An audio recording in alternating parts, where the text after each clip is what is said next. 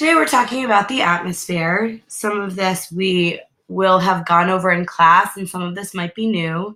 But I'm going to go ahead and go through the entire PowerPoint today. So we're going to start off with the composition of the atmosphere. The atmosphere is made up of mostly nitrogen, so 78% of the atmosphere is nitrogen.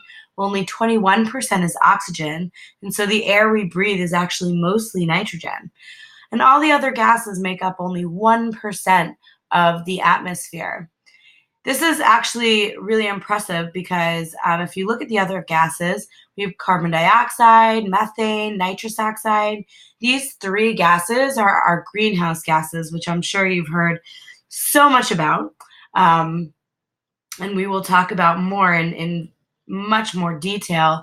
But, these gases that are just a small part of our atmosphere make such a big difference in that we would not be able to live on this earth if it wasn't for these gases, which make up less than 1% of the composition of the atmosphere.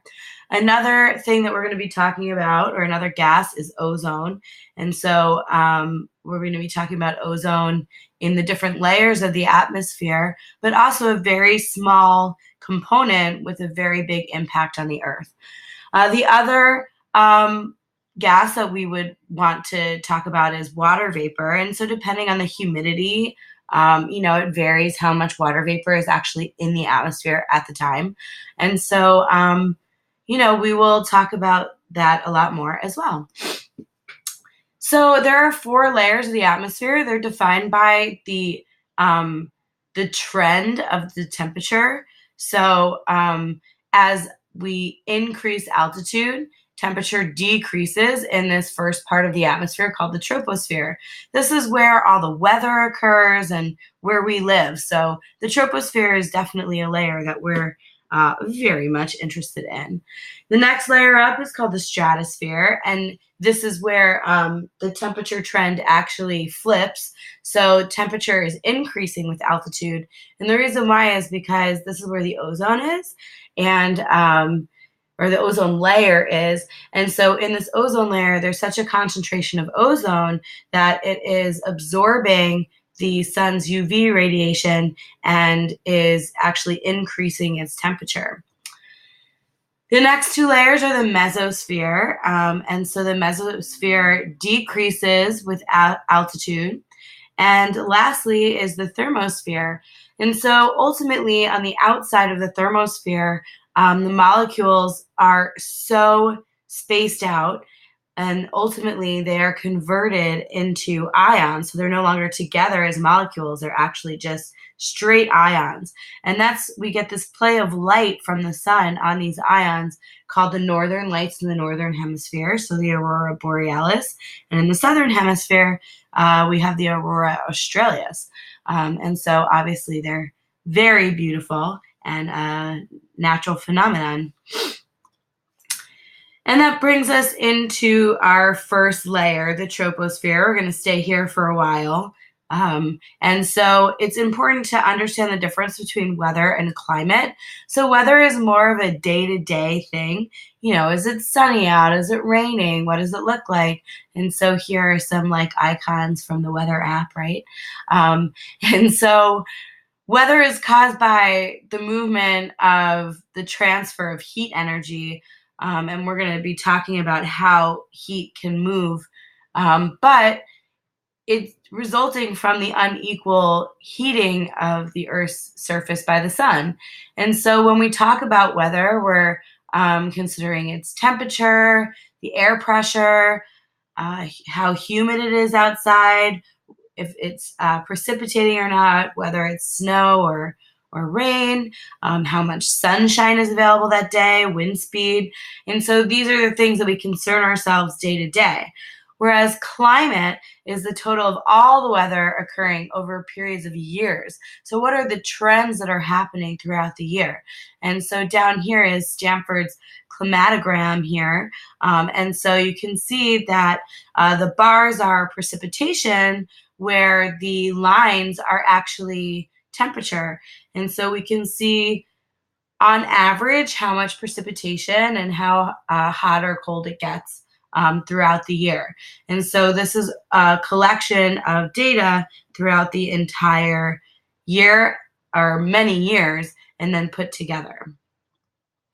And so there are lots of factors that influence climate. We are definitely going to hone in on a few of them.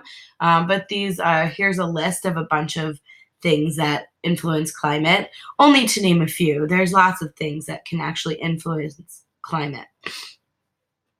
So one of the things that influence climate is solar intensity, how much sun you're actually getting on Earth.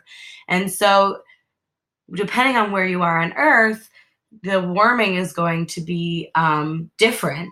And so the reason why is because at the equator, the sun strikes the Earth at a very direct angle, whereas at the poles or at higher latitudes, and the same thing happens in the southern hemisphere as well, is that the sunlight actually strikes at a more oblique angle. And so you get less energy because it's passing through more atmosphere. So you don't get as much of the sun's rays, or the intensity of the sun is less because you're at a higher latitude due to the oblique sun ray that's hitting the Earth. Whereas you have the distribution of the sun's rays also that affects the unequal warming of the Earth. And so the smaller the area that the sun hits, the more intense it is. And so at the equator, you have a much more intense hitting of the Earth's sun's rays, or distribution of the sun's rays. Sorry. Okay.